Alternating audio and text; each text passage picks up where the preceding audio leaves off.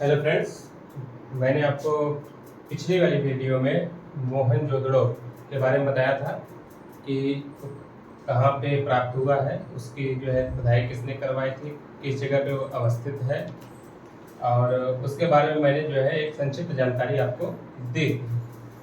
तो अब आते हैं अपने नए टॉपिक पे, मोहनजोदड़ो से प्राप्त होने वाले साक्ष्य। मोहनजोदड़ो से कौन कौन से साक्ष्य प्राप्त हुए हैं। तो सबसे पहले हम देखते हैं बृहद स्नानागार। ठीक है, एक विशाल स्नानागार प्राप्त हुआ है जिसे स्विमिंग पूल कहते हैं। उस समय यहाँ के जो है सबसे बड़ा स्नानागार मोहनजोदड़ो से प्राप्त हुआ है। अगला है नर्तकी की प्रतिमा, कांसे की एक नर्तकी की प्रतिमा प्राप्त हुई है। अगला है सूती कपड़े के साक्ष्य प्राप्त हुए हैं, सूती कपड़े के साक्ष्य प्राप्त हुए हैं। पुजारी की प्रतिमा, ठीक है, एक पुजारी की प्रतिमा प्राप्त हुई है, एक चूना पत्थर की एक पुजारी की प्रतिमा प्राप्त हुई है। मातृ देवी की एक प्रतिमा प्राप्त हुई है। मातृ देवी की प्रतिमा ये मृण मूर्ति है, जिसे हम टेराकोटा कह सकते हैं, मिट्टी की पकाई गई मिट्टी की मूर्ति है। मातृ देवी की एक प्रतिमा प्राप्त हुई है। पशुपति मुहर, इसे हम योगी चित्रित मुहर भी कह सकते हैं। इसमें एक व्यक्ति बैठा हुआ है, ठीक है, जिसके सर पे जो है 3 सींगे हैं, योगी की अवस्था में बैठा हुआ है।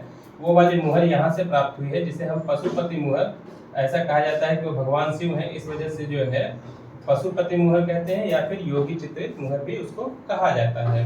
अगला है बैल की मुहर, एक कुकुद युक्त बैल की मुहर प्राप्त हुई। कुकुद युक्त मतलब उस कुबड़ वाले बैल की एक मुहर प्राप्त हुई जिसमें एक कुबड़ वाला बैल चित्रित है। ठीक है, तो बैल की एक मुहर प्राप्त हुई है। सभा मंडप, एक बड़ा सा सभा मंडप प्राप्त हुआ है। ठीक है, चलिए आइए देखते हैं फिर से। बृहद स्नानागार, नर्तकी की प्रतिमा, सूती कपड़े के साक्ष्य, पुजारी की प्रतिमा, मातृ देवी की प्रतिमा, पशुपति मुहर जिसको योगी चित्रित मुहर भी कहते हैं, बैल की मुहर और सभा मंडप, ये चीजें प्राप्त हुई हैं। तो चलिए दोस्तों, अब इसको याद करने की टेक्निक क्या हो सकती है हम आपको बताते हैं, और आप लोग ध्यान दीजिएगा कि इस तरीके से ये चीजें आपको याद हो सकती हैं। हमने पिछले वाली वीडियो में भी आपको बताया था एक कहानी के थ्रू, और इसमें भी आपको एक कहानी के थ्रू ही बताते हैं। आप लोग ध्यान से सुनने का प्रयास करिएगा और थोड़ा सा समझने का प्रयास करिएगा, तो ये आसानी से याद हो जाएंगे। चलिए देखिए, नर्तकी की प्रतिमा, ठीक है, एक नर्तकी रहती है जो क्या करती है, स्नानागार में जाकर के स्नान करती है। ठीक, एक कहानी हम गढ़ रहे हैं, बना रहे हैं, इस कहानी के थ्रू समझने का प्रयास करिए। एक नर्तकी रहती है, वो कहाँ जाती है, स्नानागार में जाकर के स्नान करती है। उसके बाद वो क्या करती है, सूती कपड़े पहनती है। एक नर्तकी रहती है, स्नानागार में जाकर के स्नान करती है, फिर क्या करती है, वो सूती कपड़े पहनती है। उसके बाद वो कहाँ जाती है, पुजारी के पास जाती है। ठीक है, कहाँ जाती है, वो पुजारी के पास जाती है।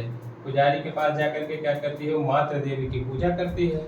ठीक, पुजारी के पास जाकर के, पुजारी मतलब मंदिर जाती है पुजारी के पास, वहाँ पे वो क्या करती है, मातृ देवी की पूजा करती है। पूजा करने के बाद पुजारी उसको क्या देते हैं, पशुपति मुहर। ठीक है, पुजारी से क्या देते हैं, पशुपति मुहर देते हैं और बैल की मुहर देते हैं। क्या क्या देते हैं, पशुपति मुहर देते हैं और बैल की मुहर देते हैं। और एक सभा मंडप प्राप्त होता है। क्या प्राप्त होता है, सभा मंडप। ठीक है, यहाँ पे हम थोड़ा सा इसमें एक चीज चेंजिंग करेंगे। यहाँ पे एक बेलनाकार मुहर भी प्राप्त हुई है। ऐसा बताया जाता है कि वो मुहरें जो है मेसोपोटामिया से प्राप्त हुई हैं। बेलनाकार मुहर के साक्ष्य यहाँ से बेलनाकार मुहर, सभा मंडप।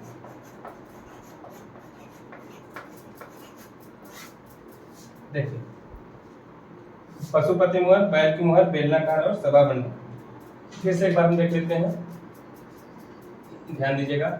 एक नर्तकी रहती है जो कहाँ जाती है, स्नानागार में जाकर के स्नान करती है। उसके बाद सूती कपड़े पहनती है। फिर उसके बाद वो पुजारी के पास जाती है, मातृ देवी की पूजा करती है, और पुजारी उससे 2 मुहरें देते हैं, पशुपति मुहर और बैल की मुहर। वो मुहरें कैसी थी, बेलनाकार। उनको लेकर के वो कहाँ चली जाती है, सभा मंडप में। क्या करने, नर्तकी, चूंकि नर्तकी थी तो कहाँ क्या करने जाएगी, नृत्य करने जाएगी।